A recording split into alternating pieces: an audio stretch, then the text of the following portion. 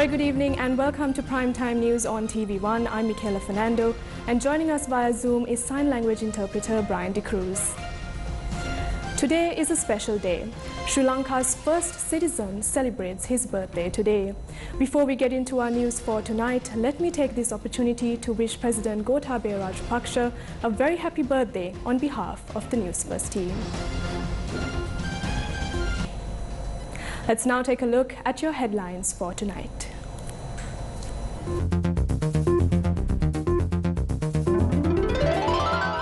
Travel restrictions to be lifted tomorrow. President instructs to abide by health directives. Transport services limited to provinces. 24 Gramanildari divisions in 12 districts to be placed under isolation from 4 a.m. tomorrow. Was the tampering of COVID-19 data part of a conspiracy? State Minister Channa Jayasumana responds. Did the MV Express Pearl carry radioactive material? Officials respond to a report by the Washington Post. Taking a look at your top story, 24 Gramanildari divisions in 12 districts will be placed under isolation from 4 a.m. tomorrow.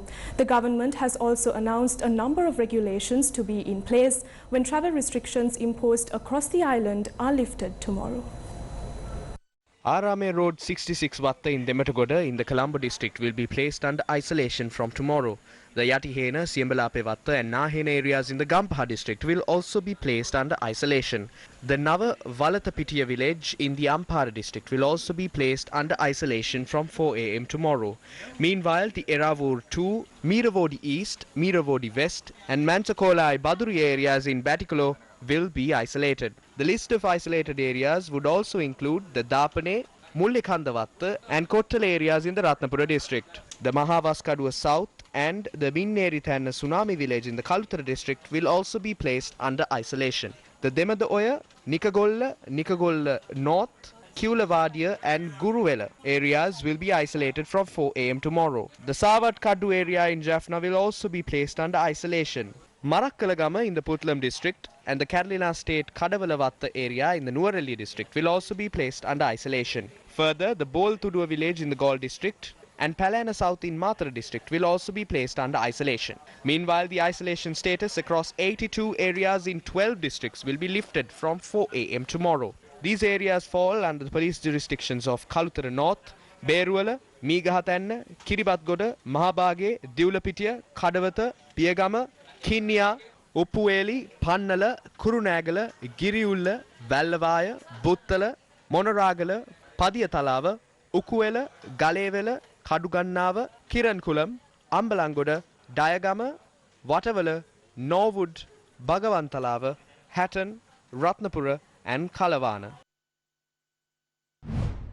Meanwhile, the government has requested the public to adopt safety precautions when travel restrictions are lifted at 4 a.m. tomorrow.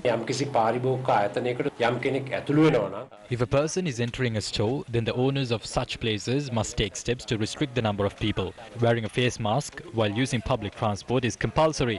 In addition to roadblocks set up at entry points to Colombo, we hope to set up 700 roadblocks in other areas. Even if your institution is kept open tomorrow, only ask essential employees to report to work. Interprovincial travel will continue to be restricted. Will public services operate within provinces when travel restrictions are lifted? We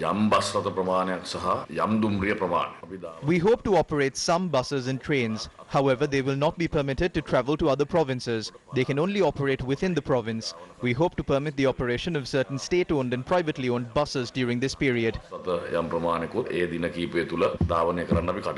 Authorities say that people will be allowed to use public transport to visit banks, hospitals and to purchase essential food items. How will train services operate? 17 trains will operate along the main line in the Western Province. 4 trains will operate from Alutgama to Maradana along the coastal line, 2 trains from Avisavilla along the Kalni Valley line, 2 trains from the Paduka railway station and 3 trains from the Chilao railway station will be in operation. These trains will be allowed to return to their starting points in the evening. Trains will also operate from Bolavatta to Puttalam and from Polgahavela to Mahava in the northwestern province and from Beliatta to Indurua in the southern province during this period. The SLMA stands on lifting travel restrictions. The Sri Lanka Medical Association has written to the President stating that lifting travel restrictions will contribute to the spread of COVID-19 and the new Delta variant that has been detected in the country. The Ministry of Health has issued a set of guidelines for the general public to adhere once travel restrictions are relaxed tomorrow morning. According to the updated guidelines, only 2 people are allowed to leave a single residence at a time. In terms of public transport services, only 50% of passengers from the total capacity can be transported. However, according to special guidelines issued for the Western Province, public transport can only operate to transport essential workers. Only 2 people can travel in taxis. Industries, including the apparel industry, must function according to the bio-bubble concept. Permission has been granted for banks, financial institutions and pawning centres to operate but must only accommodate 10 customers at a time. Economic centres will remain open only for wholesale traders. Although permission has been granted to open retail stores, only 3 customers must be admitted at a time. Supermarkets have been given the go-ahead to open, however, only 25% of the total capacity can be admitted. Libraries, cinemas, museums, parks, restaurants, bars, casinos, nightclubs, betting centres, spas, hotels and rest houses will remain closed. Takeaway has been allowed for restaurants with the option of purchasing items online. Residents of Nahina Ward in Hunapitiya, Wattala staged a protest this morning. The protesters pointed out that the area had been isolated since the 5th of this month and no one had looked into their plight. දවස් 15ක් දෙනවා මේ වෙනකම් මේක වහගෙන ඉන්නවා අපේ මිනිස්සුන්ට රස්සාවක් කරන්න විදියක් නැහැ කන්න විදියක් නැහැ බොන්න විදියක් නැහැ මේකට කිසි බලධාරියෙක් එන්නේ නැහැ මේ ඔක්කොම එදා වේලා හම්බ කරන් කන මිනිස්සු ඉන්නේ අනේ දෙයනේ වැදලා කියන්නම් මේක ඇරලා දෙන්න කිසිම බලධාරියෙක් නැහැ PHI ඊයේ බැන්නාම ගමට ආවා ග්‍රාම සේවකතුමී එන්නේ නැහැ මේ අයින්සක මිනිස්සු 2000ක් ඉන්නවා ගමේ මිනිස්සු ගැනත් බලන්න කරුණා කරලා මේ බැරියලා අපි ඇරලා දෙන්න ආණ්ඩුවේ හිඟා කන්න ඕනේ නැහැ අපි රස්සාව කරලා අපි කන්නම් බඩුමලු දෙක තුනක් හම්බ වෙලා තියෙනවා ඊරේඩියේ ජනතාවට නායනේ ජනතාවට ඇයි මේ කුඩම්මගේ සරකිලි අන්දා දෙන්නේ තොර තොර සමුද්‍රයට විතරයි දෙන්නේ අනිත් අයට බඩගිනි නැද්ද දරුවෝ නැද්ද දරුවෝ කසාද බැඳපු මිනිසුන්ට දෙන්නේ කියනවා තරුණ මිනිසුන්ට දෙන්නේ කියනවා ඇයි එහෙම කරන්නේ නෑ මට ඉන්න ගොළු බීරි ළමේ අපිට එන්න හරිය දුකක් ඉන්නවා ගේ ඇතුලේ කඩේකට යන්න නෑ කෙනෙක් ගෙනත් දෙන්නේ නෑ අපි දිහා බලන්නේ නෑ කවුරුවත් මම වයසයි අවුරුදු 78ක් මම අර ගේ අතේ ඉර වෙලා දුක් විඳිනවා. State Minister Prasanna Ranawira visited the site of the protest. අද දිසාපතිතුමාගෙන් අනුමත ගත්තොත් එම ඕඩර් එක ගත්තොත් අනිද්දාට මම ඒක බඩු මල්ල ලැබෙන්න සලස්සන්න. ඒක බඩු නෙමෙයි පාරේ අරගන්න ඕනේ. දැන් 2014 බව්වලා නම් මම කතා කරලා හිත වෙනකොට අරින්න ලෑස්ති කරලා දෙන්න. හරි ඒක ඔබතුමා වගකීමෙන්ද කියන්නේ? මම හිතලා නැත්නම් අනිතරම අරිනවා. හරි ජය වේවා එන්න.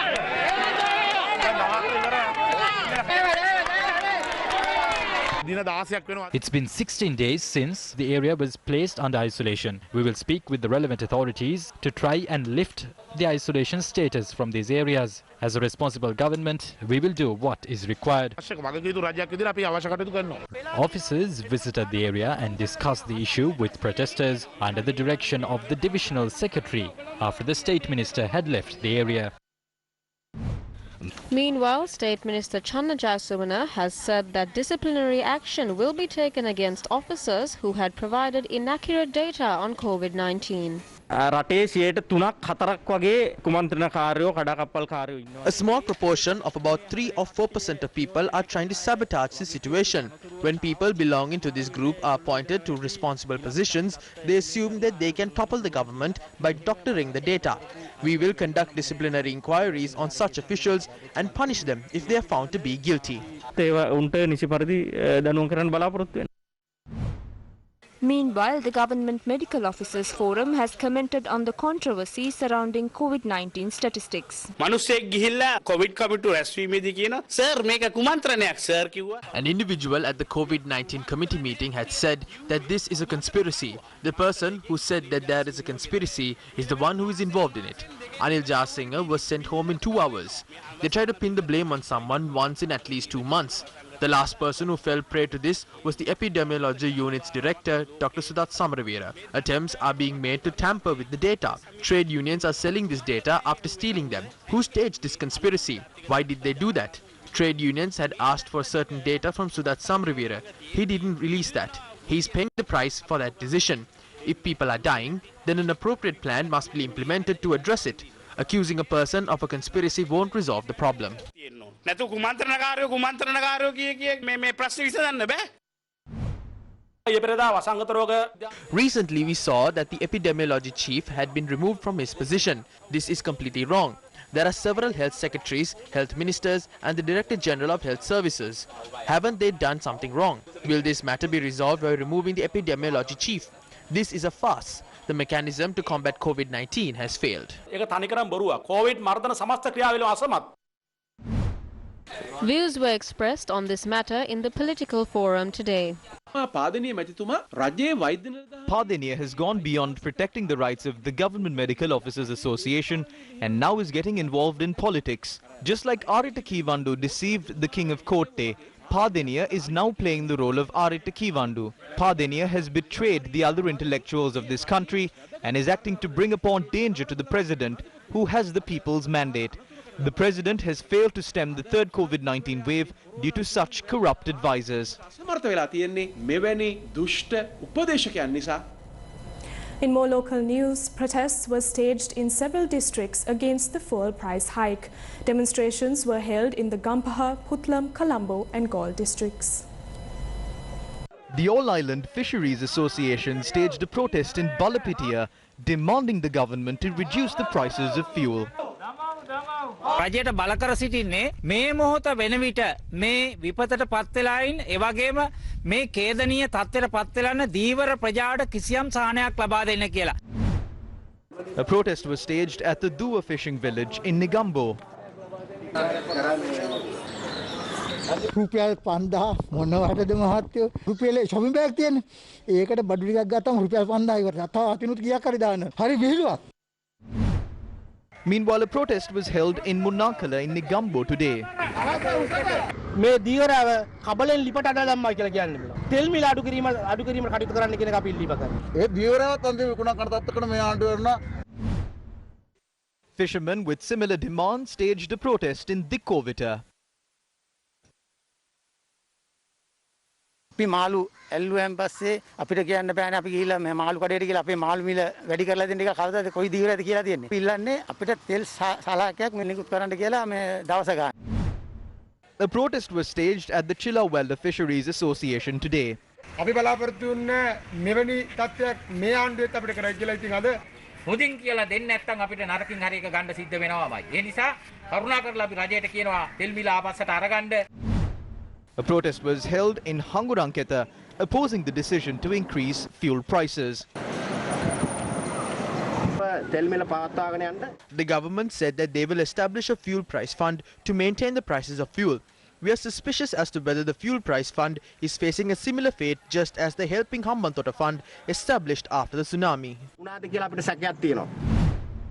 A protest was also staged in Borella demanding the government to reduce fuel prices. Meanwhile, opposition leader Sajid Premadasa said that implementing the previous government's fuel price formula would have allowed the public to reap benefits when oil prices had dipped in 2020. Issuing a statement, the opposition leader said that the government should provide concessions on fuel instead of increasing prices at a time when the country is battling a deadly virus. He highlighted that an increase in all other essential goods in Sri Lanka is inevitable when prices of fuel are increased at such a drastic rate. The opposition leader remarked that causing inconveniences to the public amidst a pandemic portrays the inhumane nature of the government.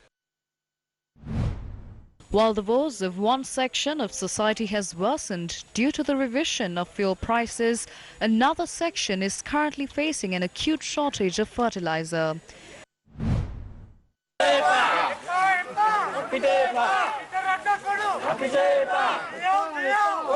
These are the farmers of Girabe Valimada. The potato farmer is helpless today. Vegetable farmers too are destitute. Greenhouses have been destroyed. This government is useless. These lands have been tilled for 6 months to cultivate potatoes. The stocks of potato are rotting at our homes without fertilizer. The people of this country will be left to starve. Meddling with the farmers will only spell the end of the government.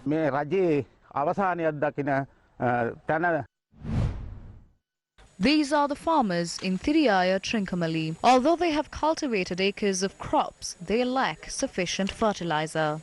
The crop is rotten now. I cannot sell it. There are around 2 to 3 acres of cultivations. They are dying now.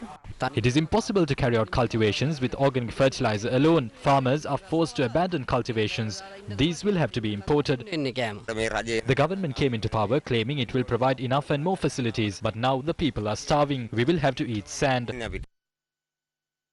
The Vijayawadi Mahajana Vimukti Peramuna expressed these views on the fertilizer crisis. We had to mix fertilizer used in poultry farming to the waste that comes along with organic fertilizer. The addition of poultry fertilizer results in a higher risk of farmers being infected by various diseases and other complications. Therefore, we urge the government to obtain information on organic fertilizer from experts. Do not mess up this organic fertilizer transition like the 52-day political crisis of Mahinda Rajapaksa. I kindly request the government to obtain information from a panel of experts and to provide relief to the innocent farming community of this country. These were the views expressed on the fertilizer crisis during a media briefing in Nuwara today. I feel that there is no one who understands the ground situation and is capable of making scientific recommendations. A group of individuals who continuously deceive the people are continuing to advise him. We regretfully note that a monk is also linked to this. That monk has always deceived the people and has continued to live in luxury and comfort. We are requesting monks who benefit from the people to serve justice among the public. Devise a scientific program for fertilizer. It would be apt if the president listens to the people and makes the right decisions. We wish to remind him to avoid being deceived by this monk's sermons.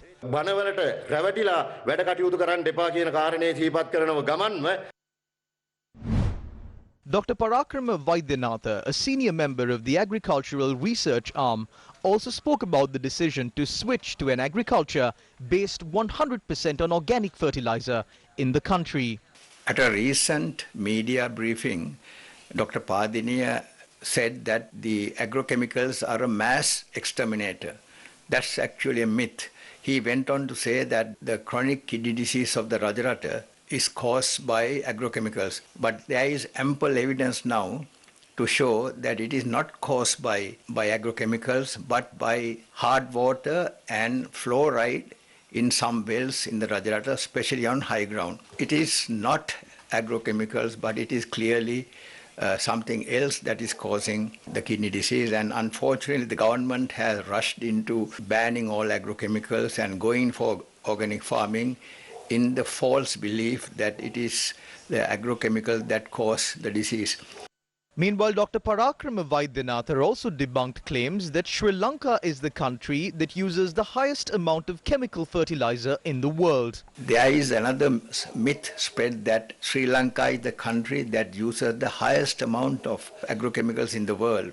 Now, this is furthest from the truth. In fact, the World Bank data, which we studied recently, showed that Sri Lanka, in this part of the world, is the country that uses the least amount. In Qatar uses 7 kilos of pesticide per hectare per year, whereas we use only 0.7. Qatar uses 4,000 kilos, whereas we use only 132 kilos. So this is again a myth spread by some people who are not aware of the correct facts. The former president of the Sri Lanka Association for the Advancement of Science, Agriculture and Forestry, Dr. Parakrama, also commented on the practicality of reverting to more conventional means of agriculture. There's also a huge myth that we should move back to traditional varieties of rice and so on, our old ways of old food types that we use. Unfortunately, if we do that, then we'll be having a huge problem of food deficiency or rice deficiency, because the traditional rice varieties only yield about a third or fourth of the new varieties. The new varieties yield about 5 to 6 tons per hectare, whereas the old varieties yield less than 2 tons. We will have to have 3 times more land that we have now, that we farm now, to provide the necessary food for the people. We will be right back after this short commercial break. Stay tuned. Bellboy's got you covered. Download Bellboy today to get all your household appliance fixing and repairs done. Now available on Android and iOS. Welcome back to the news. It has now been a month since the Express Pearl vessel caught fire in the waters of Colombo, causing massive damage to the sea of Sri Lanka. Although it has been a month since the now sunken vessel caught fire, there has been no definite information on the whereabouts of its containers. However, marine creatures continue to lose their lives after the vessel carrying 1,486 containers, including 81 chemical containers, sunk into the ocean. The carcasses of turtles and other marine creatures had washed up ashore in many areas today as well. Impact on marine life caused by the disaster. Turtles had washed up on the shores of Galle, Putlam, Batticaloa, Ampara and Jaffna today. The carcass of a turtle had washed up on the Galbukka coast in Koskoda, making it the 7th to be found in the area. Another turtle had washed up on the coast of Toduava at around 5 a.m. today. Coast guards had spotted the carcass of a turtle in the Chilau coast as well. 1 turtle carcass each had been found from the coast of Udappua in Putlam, the Sinnapadu coast in Mundalama and the Navaladi coast in Batticaloa, while 2 carcasses had been spotted on the Kalmune coast. Meanwhile, 2 turtles had washed up in the Vinayagapuram area in Ampara, while the carcass of a turtle that had sustained injuries had been spotted on the Vinayagapuram coast. A turtle had also washed up on the Tambattai coast, while 2 turtle carcasses and a dolphin had been spotted in the Tirukkovil coast. A part of a dolphin had washed up on the Velane coast in Jaffna as well. It is important to understand that very few of the deceased sea turtles would wash ashore. Maybe only 1 out of 10 would wash up on the coast. This presumably means if 60 of them washed ashore, at least 600 would have died at sea. A striped dolphin was spotted on the Kalpitia beach. They live in deep seas. This shows this has affected the deep sea area. Sadly, they haven't conducted any autopsies yet.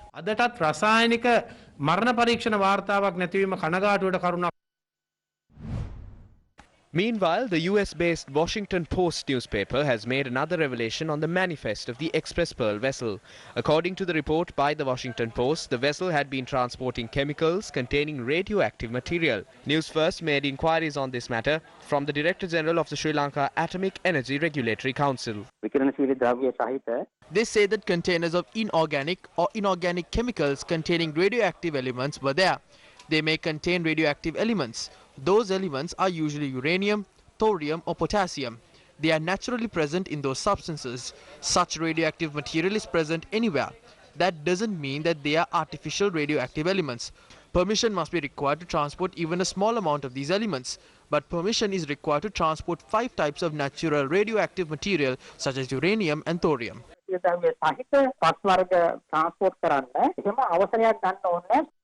Although the Sri Lanka Atomic Energy Regulatory Council expressed these views, a vessel carrying such material had entered the Hambantota port without prior permission. It is said that officials were unaware of the radioactive material on board the vessel until it had reached the port. The situation of the vessel. A team of foreign experts tasked with assessing the environmental damage caused due to the fire on the Express Pearl vessel visited the area of the incident today. They will assess the impact caused to marine creatures and the ocean due to the fire. 3 French nationals, an Italian national and a Swiss national are among the team of experts that also includes a coordinator of the United Nations Environment Programme. What are officials saying on the damage caused by the maritime incident? Officials have not provided a clear statement on the damage caused to the environment by the material on board the vessel. There is no definite data on the number of plastic pellets on the vessel and the number of plastic pellets that fell overboard.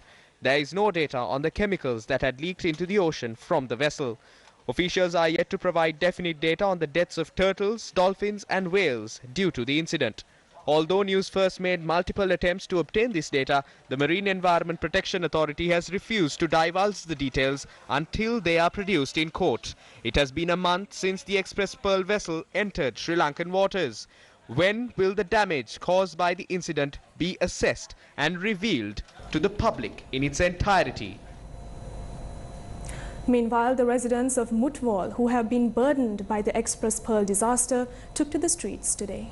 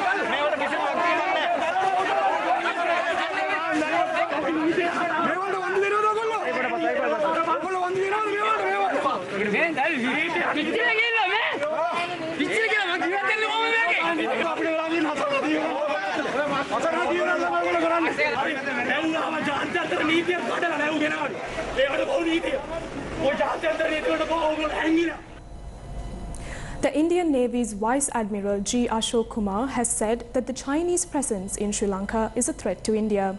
According to a report published by the Hindu newspaper, the Vice Chief of the Indian Navy had expressed these views to a local media outlet.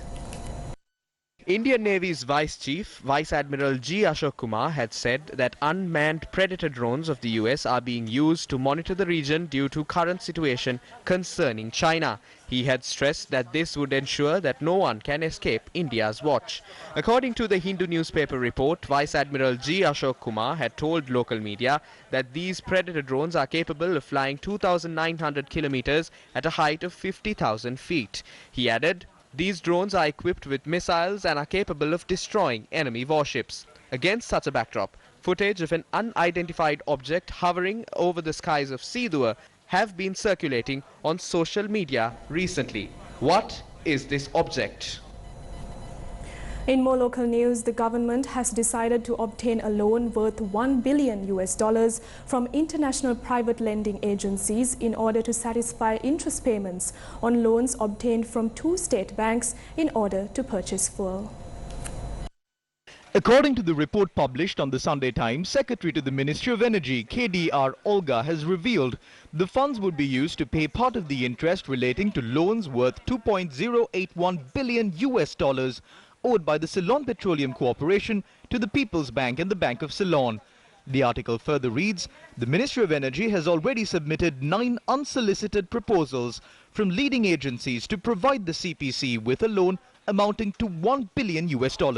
Although the Ministry of Energy had held talks with the state banks of Japan and China to secure the $1 billion loan, talks had broken down due to Sri Lanka's current economic crisis. Gammanpilla is saying that the loans to the Bank of Ceylon and the People's Bank cannot be repaid. Do you know how much that loan is? It is $2 billion. Now the Secretary to the Ministry, Madam Olga, is saying that we have to go for an unsolicited loan of $1 billion. I too served as the treasurer of a leading bank in Sri Lanka. We get emails from various countries. Most of those emails are from Nigeria. They say we can give you $500 million or $600 million. These are all money laundering, black money turned into clean money. This is money earned by selling drugs and committing murders. They are trying to give out this money to various places at a low interest rate to launder the money. I must say that we have fallen to such a level that we have to get loans from countries like this. This is the reality that the government is trying to hide. In the middle of all of this, in the cabinet decisions, they have granted permission to purchase fuel from a Nigerian company. So is the loan of $1 billion also going to be taken from a Nigerian? The opposition cannot stand by while our country is being pushed to a place like this. These are not things that civilized people do. Our country has never taken a loan of $1 billion from unsolicited bids. We have never done this. If Sri Lanka becomes famous as a country for money laundering, who will come here? Is that the kind of country we want to create? Is that what 6.9 million people in this country voted for? If that was the case, the government should have said that they are going to make the country a laundry.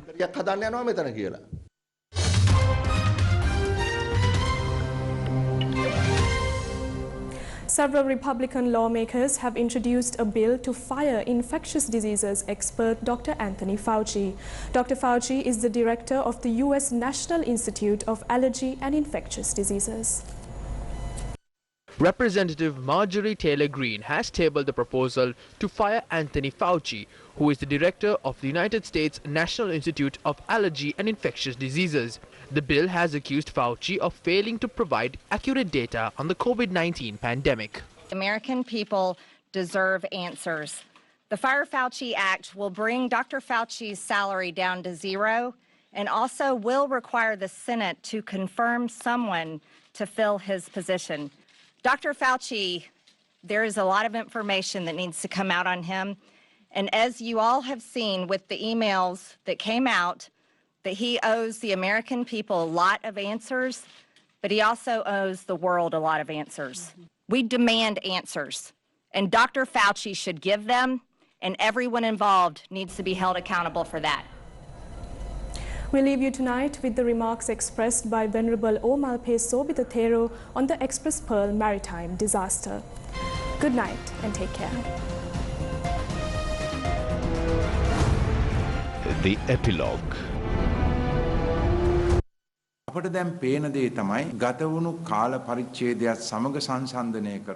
we can see is that there is no progress in terms of national security when compared to the past. The main reason for that is the Express Pearl disaster. This is one form of terrorism. A fisherman living along the coast will be able to identify the reasons that caused the mass deaths of turtles and dolphins. We regretfully note that wildlife authorities are yet to provide a definite reason. Is there an underhand financing deals behind the Express Pearl disaster? Is there a possibility that we might not receive the compensation? Was the Express Pearl incident caused due to negligence, just as the April 21st attacks? Where are our intelligence units? Are vessels entering our waters without their knowledge? The government must obtain international support and immediately begin the cleanup of the seas. The fishermen must be provided with some form of compensation. Providing relief to the people must be a priority. We do not know how long the COVID-19 pandemic will last. However, it will be eliminated one day. But the people must live until that day. නැති වෙනවා මේක අවසන් වෙනවා හැබැයි ඒ වන විට ජනතාවත් ජීවත් විය යුතුයි